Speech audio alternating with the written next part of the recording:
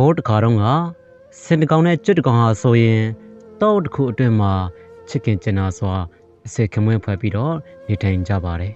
။တနေ့တော့နန်းနဲ့မိုးလင်းတာနဲ့ဆင်ဟာအစာရှာထွက်သွားတယ်လို့ကျွတ်ဟာလည်းအစာရှာထွက်လာခဲ့ပါတယ်။ညနေမိုးချုပ်လို့အစာရှာပြီးကိုယ့်ရဲ့နေရက်စီကိုပြန်လာတဲ့အခါမှာတော့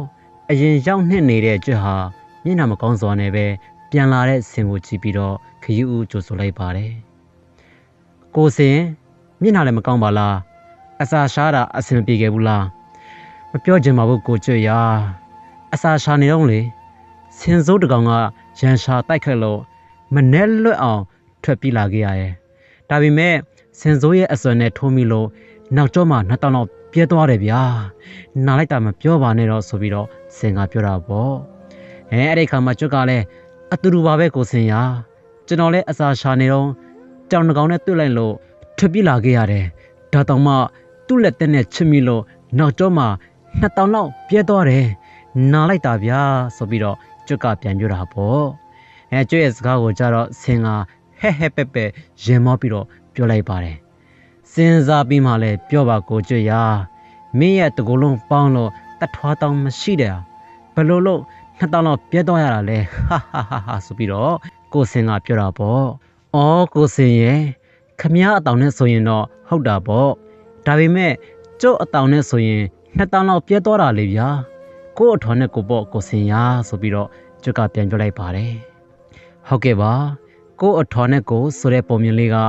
လူတိုင်းကြားဘူးကြမယ်ထင်ပါတယ်ဒါပေမဲ့လူတိုင်းမှာကို့အပူနဲ့ကိုရှိတဲ့ဒီလိုလောကကြီးမှာပုံမြင်တဲ့ကဆင်လို့ကို့အထော်နဲ့တိုင်းပြီးတော့ကို့အပူကိုမှကိုကြည့်တဲ့ထင်ပြီးတော့ဒူတဘာရဲ့ပူပင်တောကတွေကိုဂယုမဆိုင်ဖဲလောင်ပြောင်ရင်မောတတ်တဲ့လူသားတွေကပိုပြီးများတယ်လို့ပြောရင်လွန်တယ်လို့များထင်ကြလေမလားအခုခက်အချင်းနဲ့ဆိုရင်ပိုပြီးတော့မြင်တာပါတယ်